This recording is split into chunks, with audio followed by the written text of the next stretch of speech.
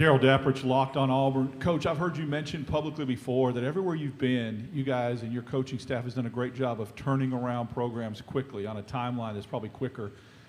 How do you rank the Auburn situation coming into your two previous stops? Easier, harder, as far as getting the timeline expedited?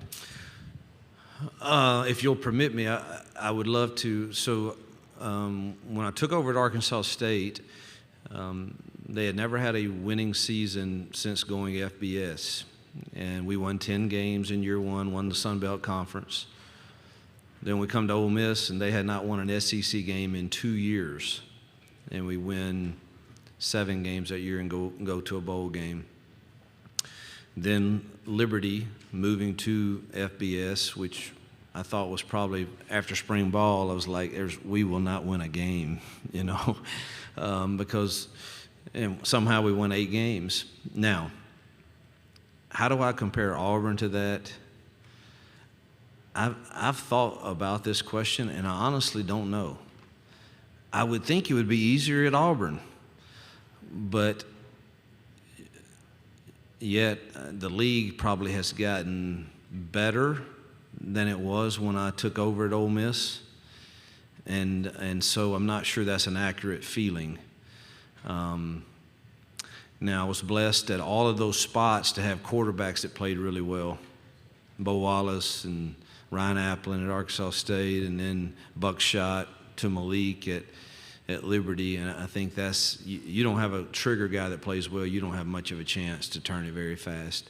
And so I think a lot will weigh upon how effective we are at that spot. But great question. We have had success doing that. I hope that continues. Coach, left side, third row. Dan Peck, ESPN 106.7 in Auburn. Coach, 42 new players on the roster since the season ended. You've been working really hard in recruiting. What are the benefits of recruiting to Auburn and any challenges you've encountered trying to recruit to Auburn along the way? Benefits, I think Auburn should be easy to recruit to. We've got the support, the administration, the facilities, the history. It ought to be Jordan-Hare's an incredible place to go play a game in. So I think we have a lot of great things. I think the culture in the Auburn family is great to recruit to. I think the challenges are you have to hear from a lot of the players that you're recruiting that are elite players. Well, there's no alignment at Auburn. There's no alignment at Auburn. Well, that may have been the case in the past. That's not the case now. And I think they'll sense that if we can get them to campus and they can see the alignment that we have from President Roberts down to John Cohen to myself and to our staff. And so I think the positives far outweigh. I think the greatest challenge that you mentioned is the fact that we have 42 new players and I don't know all their names yet. That's the way I feel. I do. But, I mean, I have not had a time to have deep conversation with all of them. I mean, you literally recruit a portal kid for 2 days, you sign him, he comes to work, and particularly the ones after spring, they come to work with your strength staff, and you're trying to take a little time off, and I mean, that's uncomfortable. And how we're going to mold that in a short amount of time into a unit and a team is probably one of that back to the first question, that may be my greatest challenge to turn this program as fast as the others, is because there's so much new to this. Right side, back row. Hugh, John Sokoloff with WCBI down in Mississippi. I know you played against Ole Miss with Liberty a few years ago, but now that you're back in the SEC, you're playing against them this year, and considering your history with Ole Miss, what kind of emotions are you expecting out of that game this year? Oh, gosh. I hadn't had a chance to think about that one. Well, the emotions I had when I went back, when I was coaching at Liberty, I would think that probably was, I don't know that I'll feel a lot of emotions since I've already done that. And it was back in Oxford. But the day couldn't have gone any better other than the outcome. My family was welcomed, loved on, line at the bus to welcome me there and to see me after the game. I think most people there have great fond memories of what we did there. And obviously we're disappointed at the same time with the way it ended, but I think when time has a way of, let's remember the great times we had together, and it's home to me. I mean, I was born and raised there, and so it'll always be a special place, but I have great respect for what Lane's done there, and have a lot of friends there, and he's doing a nice job, but I really hadn't, they're coming to our place, so it won't be like I'm going back to Oxford. It would just be me, and that's been a long time. I mean, that'll be, 7 seasons? So it's not like, it's not like it was yesterday, so I don't think I'll have a lot of emotions other than the fact that I'm going to win. Second row left side, then pass the mic forward. Okay. Hi, Coach. Claudia Chakamian with WHNT in Huntsville. Just wanted to ask, first of all, why was Cameron Stutz a guy that you wanted to bring to SEC Media Days today? And then what are you expecting out of Alex McPherson this year as kicker, his second year at Auburn, and how important is he going to be to the success of this team? Stutz has done everything exactly the way you want an Auburn football player to operate. He's a senior. It wasn't easy. Jeremiah Wright's another one, but I do think you need an old lineman. I don't know. I've always believed that, man. You just don't get a lot done without that crew playing well, and I need one or two of those guys to be true leaders. Tate Johnson's the same way. It was not an easy decision, but Cameron's certainly worthy of being here. And then your next question was, listen, I hadn't had a kicker that could put it through the uprights in a long time consistently. It's driven me crazy now. I mean, I like to the point where I'm just going for it. And look, we hadn't had a game yet, so I'm not. But in spring practice, I was like overjoyed, like every time we kicked, like, oh my gosh, I got a kicker. This guy can put points on the board.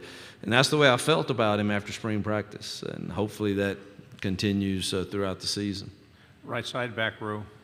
Corey LeBounty, WNSP 105.5 in Mobile, Alabama. Coach, you've been on the job close to 8 months now. What have you learned most about the Auburn culture, and what fascinates you most about the Auburn program? It may be the most welcoming, friendliest. Listen, we love we love the community. We love our church there. It's been incredible. Our pastor Miles has been awesome. My family is all there, so that makes it better for me, truthfully. I don't know. I feel like I'm the luckiest coach to have, 2 of our daughters are out of school and married, and to have them there, and then our youngest to be a student there, and us to all get to experience this together probably makes it better. Not that the other places haven't been. We loved our time in Oxford and have great friends there, and Lord, our time on Liberty Mountain was incredible too. But the passion that the Auburn people have for this program and their hunger to see it return is evident everywhere you go. Listen, for us to sell more season tickets at this point than ever in the history of the program, I don't think that speaks to me or our staff. I just think it speaks to the fact that the Auburn people are showing their support for this program and what they believe it can be. So it's been really welcoming. 2 final questions right here, then pass the microphone back. Kennedy Wright with CBS 42. Coach, last season, win, lose, or draw, there was this high, intense momentum that really drove the team. Can we expect to see that high intensity this upcoming season? You're speaking of Auburn. I thought when Cadillac took over, I don't know what point in the year that was, but truthfully, there was a part of me at that point when they made the change that I wondered, because really, Jill and I kind of had a list of schools that we would consider leaving Liberty for if it ever came our way, and we weren't looking because we were so happy at Liberty and felt like we could win 8 or 10 games there every year and stay there a long time. And man, you started hearing and seeing what's going on at Auburn, and this is not the Auburn. And I remember vividly Cadillac taking over and watching the Texas A&M game and that atmosphere in that stadium that night, I remember looking at Jill saying, "Oh, it's still Auburn." And so I hope the passion that you saw there, that I witnessed there, that they played with down the stretch, competing against the top teams, I sure hope that's a staple of something that we can constantly recreate every Saturday. Final question, second row. Yeah, Tyler Shaw with KPTX in College Station. That that A&M game, the players say was just kind of a turning point in the season and pivotal for Cadillac. What do you remember in your coaching career playing Texas A&M, and how much are you looking forward to going to Kyle Field this year? Well, actually, I know I'm accurate in this. I may not have the number accurate, but I coached the first game since the renovations, and it was the largest crowd to ever witness a college football game at that time, I believe, 110, whatever it was. I remember Holly Rowe interviewing me right before kickoff and me thinking, this is the loudest stadium that I've experienced at this moment. I could not hear her questions. And obviously, I thought that your fans there were incredibly kind, which I thought was odd for the SEC. And so that's not most places you go to. I thought they were very kind when you're coming down the tunnel and stuff. And I've been very fortunate to win both the games I've experienced there. So hopefully that's something that can continue.